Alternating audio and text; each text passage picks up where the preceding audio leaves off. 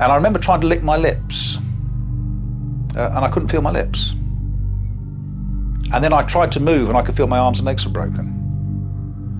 And then I knew what had happened. I'd been blown through a wall, and the wall had collapsed on top of me.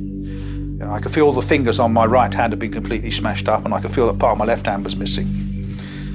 And I could hear the building burning. I could hear crackling, for a distinctive sound. And I suddenly thought that I was going to be trapped in there. And then I heard the thumping, real thumping up the stairs, and it was the fire brigade. And I could hear him shouting, "Where is he? Where is he?" And then suddenly one of them found me, and he said, "Jesus Christ," which obviously didn't make me feel any better. My arms and legs were broken, my hands were smashed up, I perforated eardrums, I was blind for about 6 months. I was the first guy to be blown up working on a bomb and survive. And whilst I'm a bit tatty around the edges, I really got away with it amazingly lightly. By the end of the decade, while the bomb disposal unit waged its cat-and-mouse war with the bomb makers, the IRA changed tack.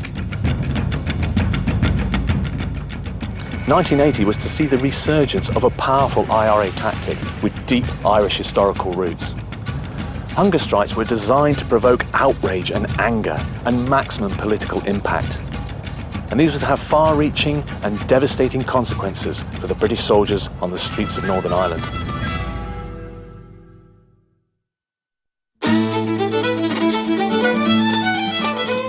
Political protests run throughout the history of Northern Ireland, but little received as much attention around the world as the hunger strikes and dirty protests of the 1980s, when IRA prisoners smeared excrement on the walls of their cells and began to starve themselves to death. On the 5th of May 1981, IRA hunger striker Bobby Sands died here in the Maze prison behind me. His death caused an outpouring of emotion and a renewed campaign of violence by the IRA, whose recruitment was boosted tremendously. It was into this hornet's nest that a new intake of soldiers arrived in the province in the early 80s. They all spent time training before going on the streets, in preparation for whatever the IRA might throw at them. By this stage of the conflict, most of the new soldiers were pretty apprehensive.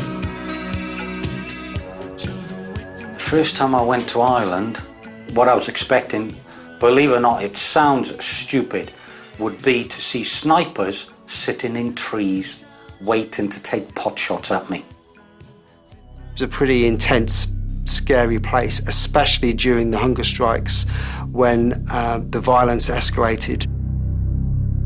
I was filled with dread, to be honest with you. I'd rather gone out to the golf. This car bomb had gone off. It flattened about 4 houses. And this is supposed to be where my married quarter was. I had a young family. My children were very young. I think both of them were under 5. The other houses were actually at the barracks. So they were safe, they were inside, but we were outside with the general public. There were all these black flags and Irish tricolour flags all over the place, declaring allegiance to the Irish and not to the British. I actually tried to, if I'm honest, went to my boss and said, "Do I have to go?" Anyone with a British uniform stood a good chance of having something nasty coming their way. On the 19th of May 1981, an army patrol was blown up near Newry. 5 soldiers were killed. We went down there and formed this cordon. And I remember while I was down there that there were very small pieces of body parts from people that I personally knew. When you're going through the process of picking up body parts of people you've been patrolling with literally 5 minutes before, there's only one thought in your mind. You want to kill the bastards that just did it. When we finished the cordon, we went back in army vehicles just a few miles back to Besbrook. And as we went through another village, some young lads came out and started to sing the Queen song at the time. Another one bites the dust. As a professional soldier in the British Army, you have to switch your emotions off because you have a job to do. It was pretty difficult not to react to their provocation after guys we knew and were friendly with had just been killed, just been blown to pieces.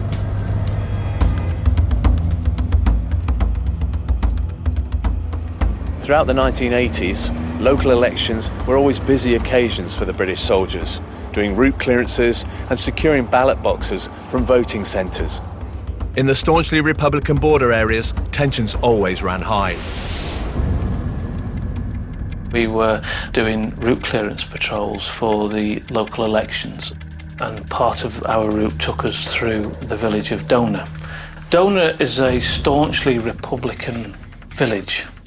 It's well known within the intelligence sector in relation to Northern Ireland as being staunchly Republican. Dorset itself it's got a pub, it's got a shop, and I think there's a post office, and then there's a road bridge that runs across a small river. So we've gone and checked underneath the river bridge.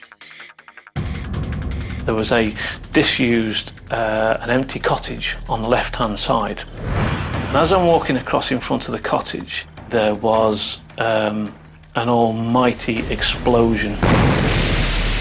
I get to the rubble, and I'm looking down, and there's one of our guys face down in a pool of blood. And I think he's dead. Straight away I think he's dead, because there's that much blood. So I proceed to take some of the rubble off him that he's covered in, and gently lift his head up. And as I do so, half his face falls away. The whole left-hand side of my head and my neck and my arm had been opened up like an orange. It basically just been peeled back. After a while, the ARF, which is the Air Reaction Force, arrived by helicopter with the battalion medical officer on. Almost all of the patrol to a man then carry Ian to the helicopter. And obviously that's the last we see of him then, until I visit him sometime later in hospital. And it's at this point that I break down in tears. I just cry. I can't stop crying. I just broke down. I was 19 years of age. First time I'd ever seen anything like that.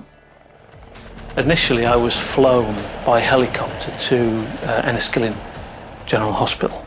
However, the IRA had already been in touch with the hospital and warned them that they were not to give me any medical treatment whatsoever, otherwise they would carry out reprisals against staff at the hospital. I was transferred to the Musgrave Park Hospital in Belfast by ambulance, and the ambulance was given a military escort. Even ambulances weren't safe from terrorist attacks. Army medic Steve Horvath was travelling to the hospital when his ambulance was stopped by armed men.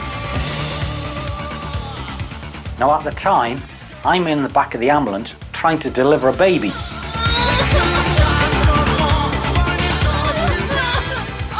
Next thing I know, back of the ambulance opens and there's a young scrawny git there pointing a weapon at me.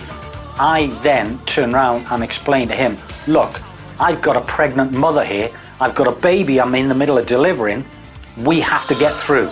His attitude was, get out the fucking vehicle. My attitude was, I pulled a 9mm pistol, stuck it straight in his gob, and said to him, you tell those fuckers up the front there's nothing going on here, it's clear at the back. And bless him, he stood there, he peed himself, and he shouted, all clear at the back. Shut the doors, and off we went. The Musgrave Park Hospital in Belfast had a secure military unit which was guarded 24 hours a day. The unit soon became inundated with soldiers who had sustained gunshot wounds and horrific blast injuries. But even Musgrave Park wasn't safe from the IRA. I do know there'd been a couple of security lapses. A couple of what they call players, IRA guys, had actually managed to get into the hospital posing as civilians. And it wasn't, it was only when the security guys had seen them that they realised, yeah, hold on, this guy's a player, we need to get him out. In Northern Ireland, British soldiers used to work hard and play hard, and for those stationed in Ballykelly, the dropping well in had become a local watering hole. I just got a round of drinks in for the lads. We were drinking with all the local girls who we knew, and we knew them well. I'd literally just put the drinks down on the table, and I'd gone to the toilet, and I'd just walked through the toilet door when it happened.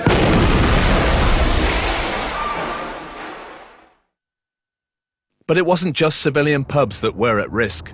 At Musgrave Park Hospital, off-duty army medical staff were relaxing in the bar next to the Children's Hospital.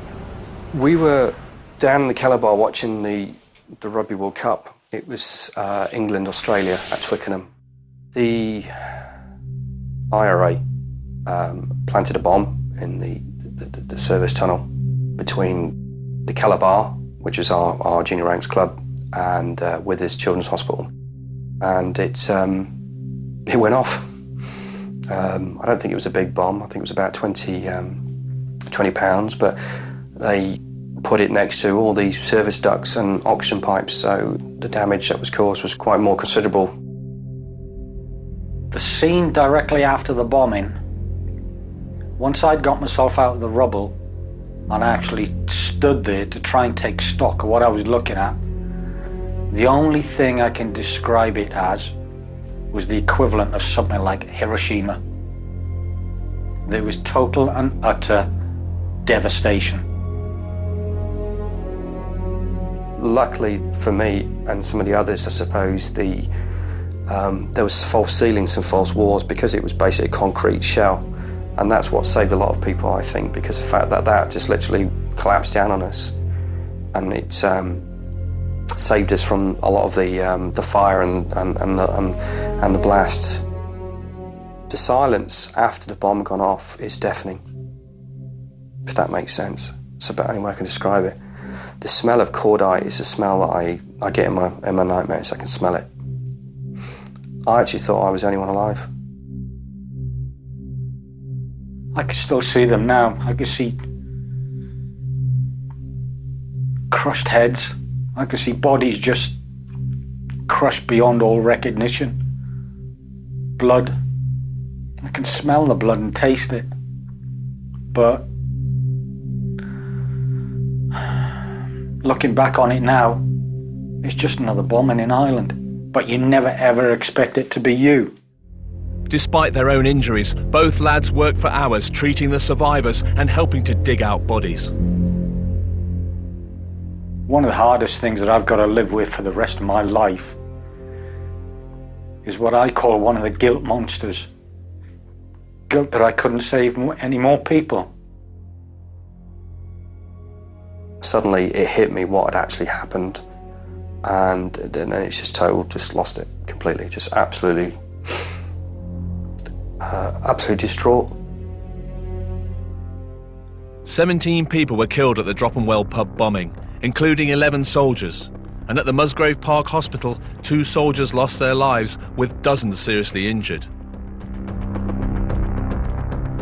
But nowhere was more dangerous for the British soldier in the late 80s than the IRA heartland that became known as Bandit Country.